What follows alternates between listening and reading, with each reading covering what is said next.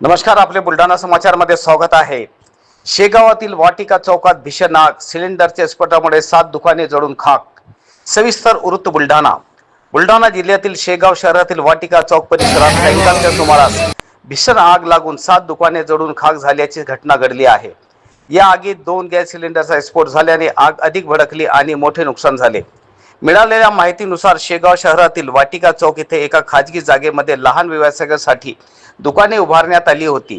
दुपारी सुमारे 4 वाजताच्या दरम्यान अचानक एक दुकानातून आग लागली।